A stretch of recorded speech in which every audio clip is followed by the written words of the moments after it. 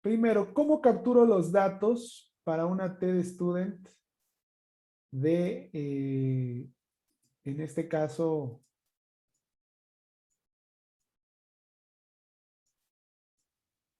no quiere?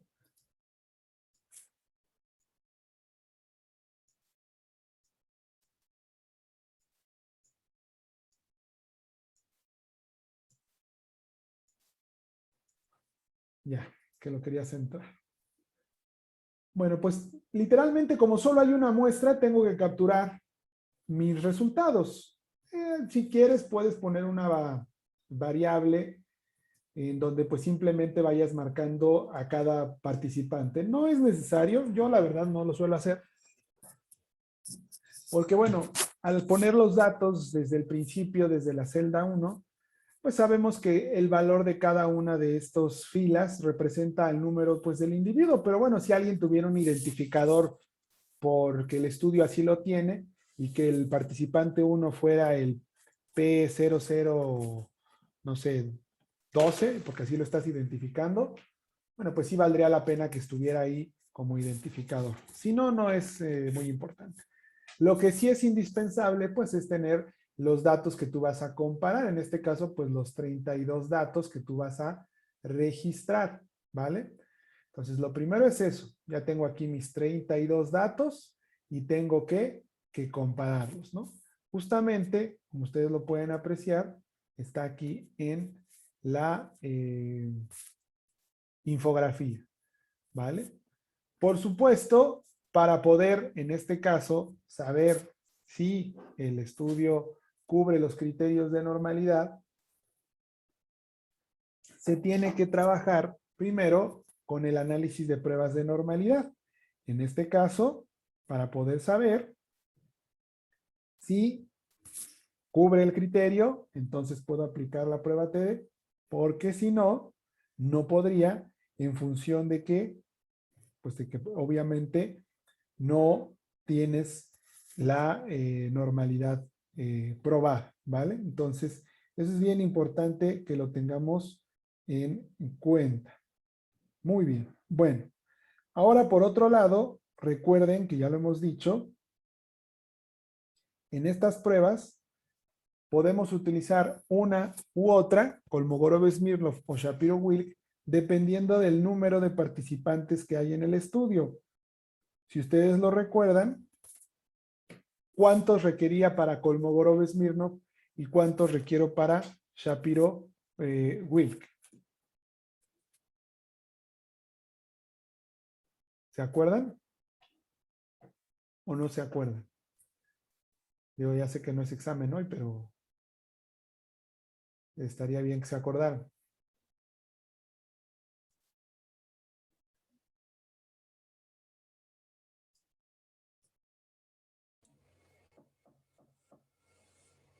¿No, nadie?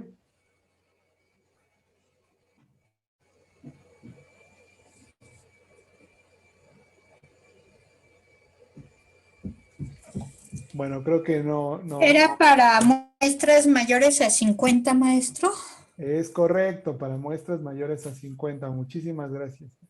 Ah, ya también me lo puso Gisela, pero sí, muchísimas gracias. Así es. Ya les he dicho que algunos autores hablan de 30 para arriba. Es discutible. Pues ustedes pueden ahí sí tener el criterio a razón de que, bueno, pues si lo hacen de 50 para arriba, pues te expliquen por qué, de acuerdo a qué autores lo han decidido así. Si lo hacen de 30 para arriba, pues lo mismo. En este caso, pues son muy poquitos, son 33. Si nos fuéramos al criterio, que fue lo que se usó para seguramente para la infografía, la coordinadora lo eligió por ser más de 30 con el criterio de los autores A, por así llamarles, Kolmogorov-Smirnov. Pero si usamos el criterio más estricto, pues tendría que ser Shapiro-Wilk porque no llega a ser 50. Eso es bien importante que lo tomemos en cuenta. Entonces, ¿qué tengo que hacer primero? Buscar que haya en este sentido, unas pruebas de normalidad para ver si puedo utilizar o no los, eh, los criterios, ¿no? Entonces, aquí hay diferentes maneras de llegar, si ustedes recuerdan, ¿no? Una de ellas, pues, es elegir como tal la prueba.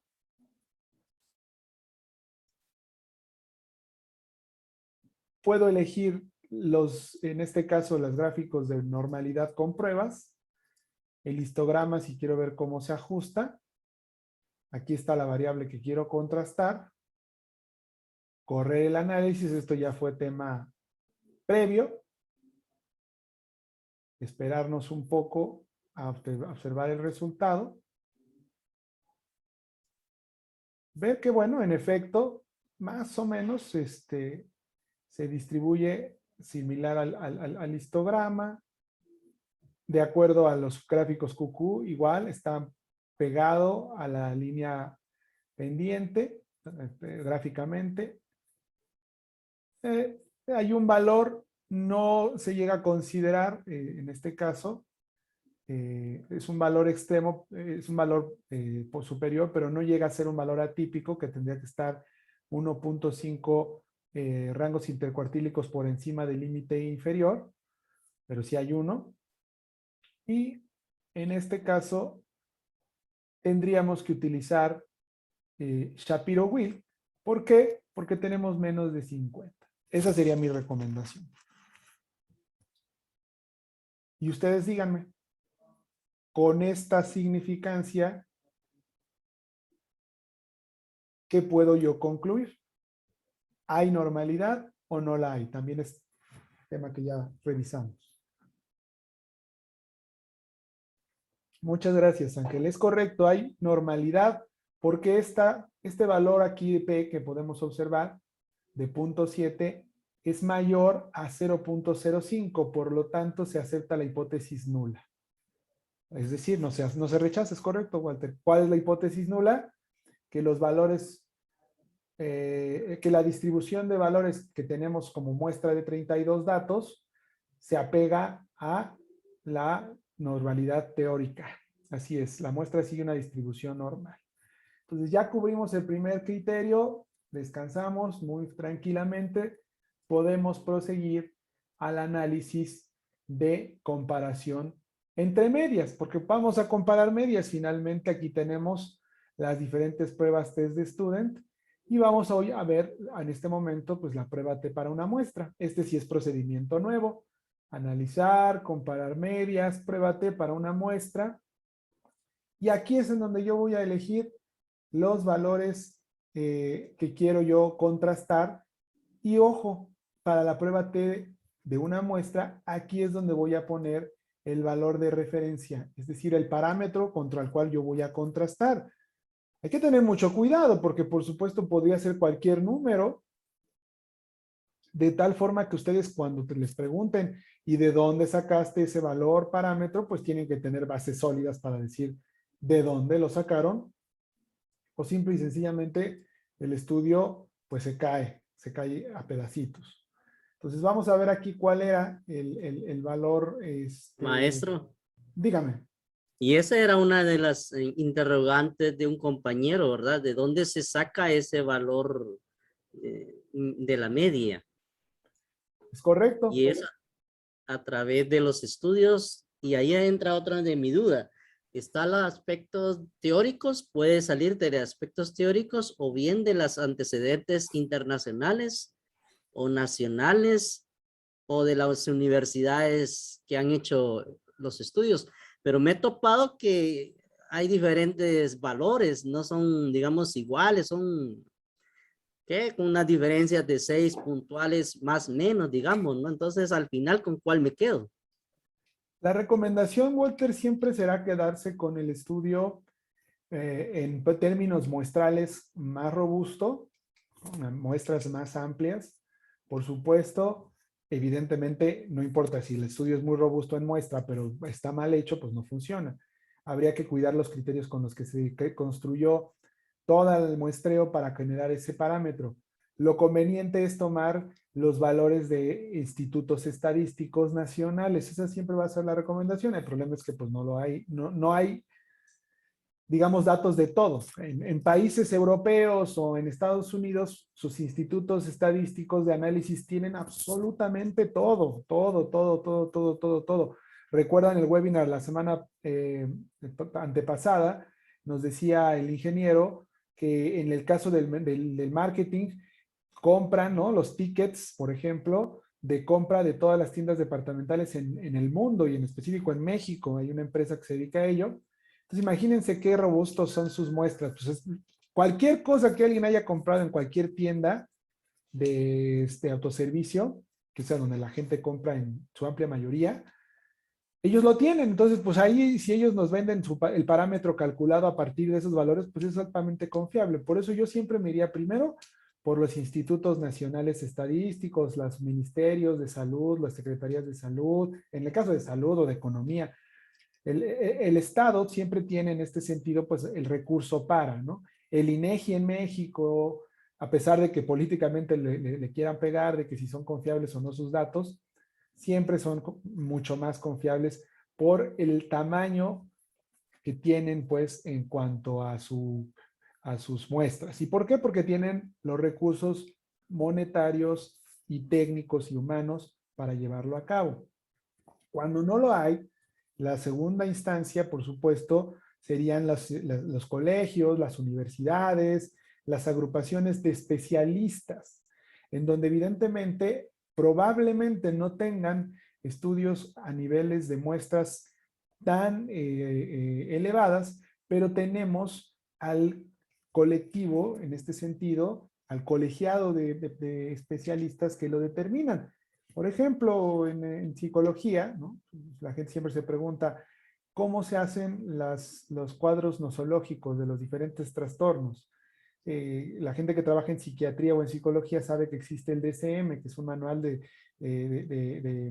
diagnóstico de los trastornos mentales, pero incluso el nombre lo dice, es un manual estadístico.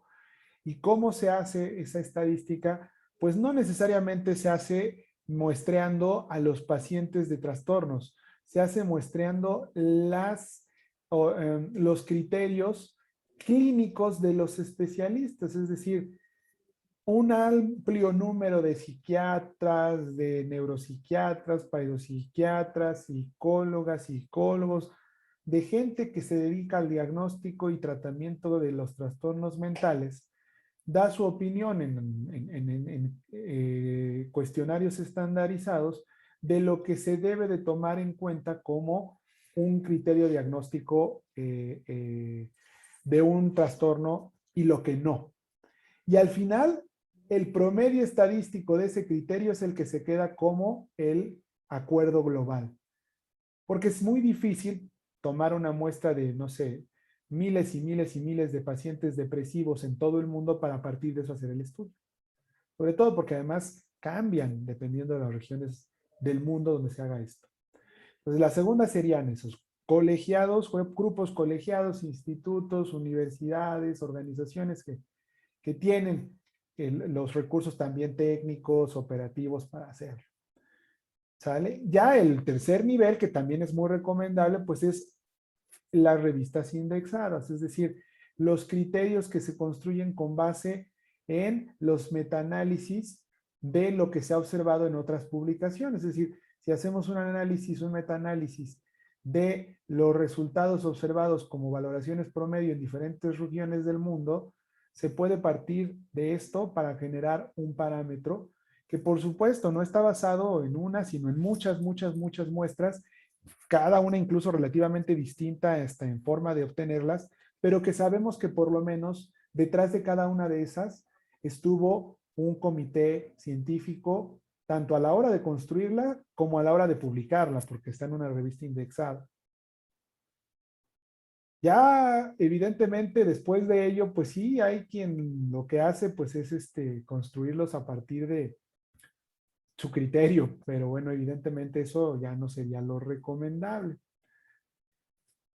Acá, por ejemplo, en el caso de este ejemplo que nos pusieron en la infografía, pues seguramente es un análisis de alguna institución de, educativa, de alguna universidad.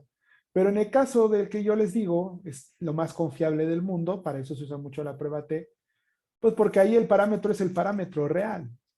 La armadora Volkswagen sabe cuántos autos armó cada día de los 365 días que armaron autos en el 2019.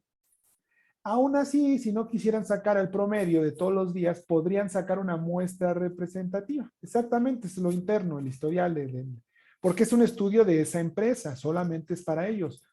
No están comparando si su producción está por arriba o por debajo de la producción diaria mundial de vehículos por cualquier armadora, no, es ellos mismos contra ellos mismos.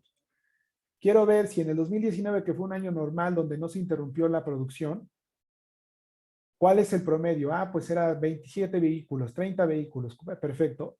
Este último mes del 2021, donde ya estamos abriendo la producción, ¿ya llegamos a ese nivel o seguimos por debajo? Y por eso ahí el valor de prueba no tendría ningún problema. Pero sí hay que tener mucho cuidado de que lo que ustedes pongan ahí en el artículo, pues tiene que estar citado, por supuesto, de dónde se obtuvo. Si el artículo ya está publicado y ustedes lo están usando y el autor no pone de dónde obtiene el parámetro para contrastar, mejor con toda sinceridad déjenlo ahí. A menos que obviamente sea de autores muy reconocidos y confiables, pero si no, mejor dejémoslo ahí, ¿vale? Bueno, entonces, ponemos aquí el valor de prueba. Aquí vamos a poner la confianza que exprese en términos de confianza el nivel de significancia, es decir, si yo elijo 5% de significancia es porque voy a elegir 95% de confianza, excluir gastos según análisis, según alguna lista, si hay valores perdidos, por default dejémoslo en excluir según análisis, yo no tengo aquí valores perdidos, no va a pasar nada. Y, por ejemplo, si no quisiera todo y quisiera hacer un muestreo, como ya lo hemos visto en clases anteriores, pues se puede hacer aquí un muestreo. Ya una vez teniendo esto, lo único que hay que hacer es darle clic en aceptar y entonces obtenemos todos estos valores. Y vamos a analizarlos con calma. Fíjense. De entrada, voy a poner más hacia arriba en la pantalla para que se pueda ver. Ahí está. Veamos. Primero, de entrada, observo que no hubo datos perdidos.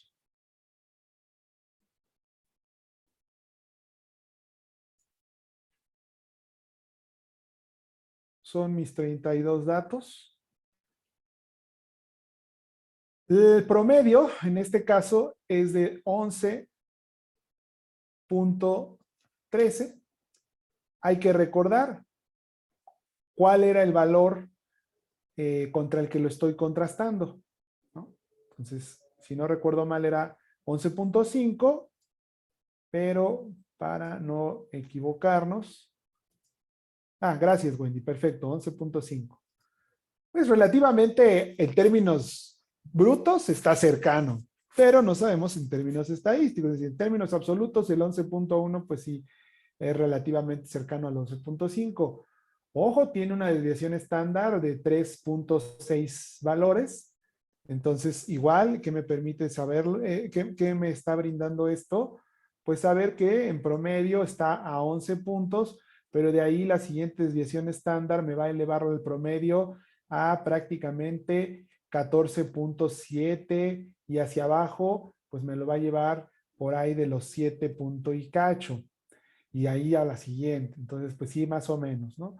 La desviación del error promedio, el error estándar promedio, es de 0.6 décimas con respecto de las unidades que estamos usando, pues es casi de una unidad, pues más o menos, un error estándar importante, pues sí, porque la desviación estándar está amplia. Luego, aquí abajo, ¿qué voy a encontrar? Bueno, primero voy a encontrar la diferencia obtenida. Esta es la diferencia obtenida.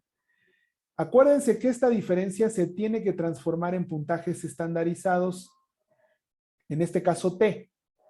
¿Qué me está diciendo esto? Que hay una diferencia en valores T de menos 0.5. En puntaje Z ya sabíamos, ¿te acuerdas? Que para que la diferencia fuera aceptada tenía que ser mayor a 1.96 cuando la significancia era de 0.05. Ojo, cuando la significancia era de 0.05.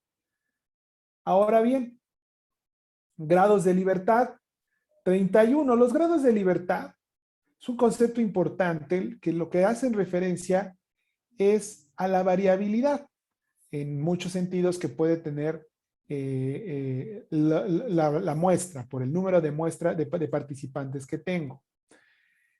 Se calcula diferente en cada prueba. En algunos casos, los grados de libertad, como en esta, se calculan con una n menos 1. Pero para cada prueba, los grados de libertad se calculan de manera distinta. Incluso, por ejemplo, cuando hacemos una prueba de diferencia entre grupos, es correcto tomar los grados de libertad del grupo más pequeño para ser más conservadores. Mientras menos grados de libertad, pues evidentemente hay una menor posibilidad de variabilidad. No se preocupen por calcularlos porque nosotros, acuérdense, no vamos a buscar el valor en una tabla. Solamente es para que sepamos por qué está ahí. Ahora aquí está el valor, en este caso, el valor P contra el que voy a contrastar mi resultado. Y ya lo habíamos dicho. ¿Te acuerdas? No sé si te acuerdes. Voy a cambiar aquí.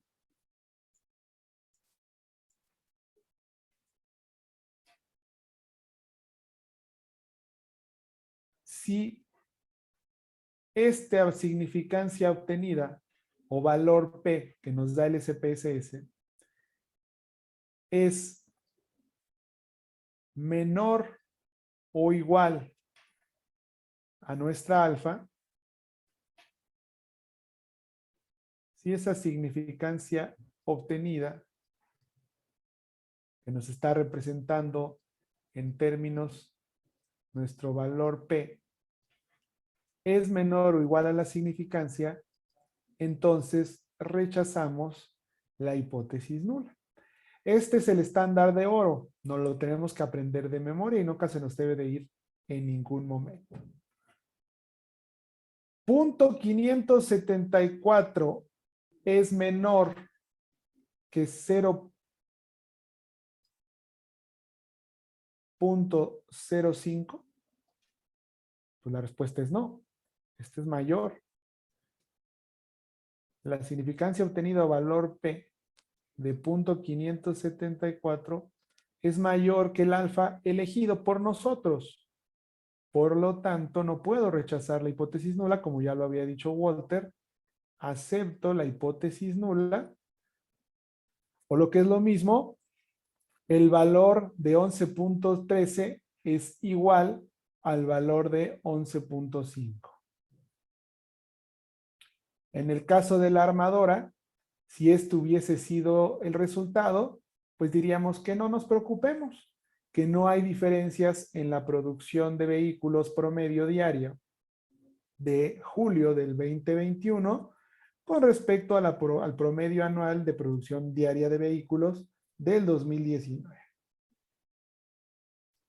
¿Vale? Aquí simplemente nos dice de qué tamaño fue la diferencia entre medias. ¿Sale? Pues sí, fue de 0.362 milésimas, la diferencia real. Y ahora vamos con el último punto a interpretar, que es el intervalo de confianza de la diferencia de confianza, perdón, de la diferencia, perdón. Y que este es bien importante porque justo tiene que ver con lo que preguntaban la semana pasada, si no recuerdo mal, o antepasada, de que a veces se dan los resultados con los intervalos de confianza y se ve muy elegante, recuerdo era el término que usaron. Pues sí, porque se puede con este intervalo, es un intervalo distinto al que calculamos en la clase anterior. En este caso, nosotros lo que estamos viendo es el intervalo de confianza, fíjense, de la diferencia. Es decir, una diferencia que se encuentre entre este punto y este punto se puede considerar como equiparable a esta. Si nosotros observamos esta diferencia, este intervalo va desde 0.994 hasta menos 1.65. Pensemos que aquí está, vamos a hacer una escala aquí para ilustrarlo. Pensemos que esta de aquí es el punto 5. Entonces el punto 94 pues debe de estar por aquí. Desde aquí. Y el 1.65, pues si este es 0.5 menos 1 menos 0.5, el menos 1.6 debe de estar pues más o menos por aquí. Es decir que el tamaño de la diferencia se va a encontrar entre este intervalo. Puede ser una diferencia de hasta menos 1.6 o hasta de 0.9, pero ¿por dónde está pasando? Por el 0. ¿Qué significa esto? Que hay una posibilidad, en este caso como pasa por el 0, de que ese intervalo de confianza sea que no hay diferencia. En pocas palabras, siempre que el intervalo de confianza de las diferencias en las pruebas T, por ejemplo, pase por el 0, significa que no hay diferencia. Porque el 0 significa que el valor promedio es igual al valor parámetro. No hay una sola diferencia. Eso es lo que está representando. Si no hubiera 0, significa que de cualquier forma, de cualquier manera, hay diferencia y que puede ser muy chica o muy grande. Pensemos que el intervalo de la diferencia estuviera entre 0.6 y 1.4. De cualquier forma, cualquiera de estas diferencias siempre es diferente. Mientras que aquí, la diferencia puede ser igual a 0. Siempre que se acepta la hipótesis nula, el intervalo de confianza de la diferencia entre medias va a tener el 0 en el mismo. Entonces, tú lo podrías poner así, simplemente ves, pasa por el 0, no hay diferencia, pasa por el 0, no hay diferencia. O bien lo puedes reportar con el valor P y hacer uso de la regla de decisión. Entonces, ese es un tip que no se nos debe de olvidar. Digamos que lo común sí es comprobar esta significancia versus la alfa, este valor P versus alfa. Si es menor, se acabó, ya lo decido y continúo mi camino. Pero si no, así tomo la decisión. Ahora, si tienen dudas de cómo se calcula ese intervalo de confianza de la media, voy a subirles una cápsula de videíto para que lo puedan ver, digamos, con toda la tranquilidad del mundo. Pero bueno, no es nada del otro mundo si lo quisieran hacer a mano. Es el promedio del grupo menos el promedio del otro grupo con el que estamos comparando, más y menos, por supuesto, la desviación estándar elevada al cuadrado, es decir, la varianza del grupo 1 sobre el tamaño de la muestra de ese mismo grupo, más la desviación estándar elevada al cuadrado, es decir, la varianza del grupo 2 sobre el tamaño de n del grupo 2, y a estas divisiones seguidas de sumas le saco su raíz cuadrada. Esta es la fórmula para calcular el intervalo de confianza de la diferencia de las medias. Con esta se obtiene este valor. Y si el resultado muestra que en ese intervalo está contenido el 0, lo que interpretamos es que se acepta la hipótesis nula. Si no contiene el 0, entonces significa que se rechaza. Para estar seguros, tendría que ver la significancia obtenida o valor P. Y si este valor P es mayor a el alfa con el que estamos trabajando, en este caso 0.05, pues sí, ni hablar. Se acepta la hipótesis nula.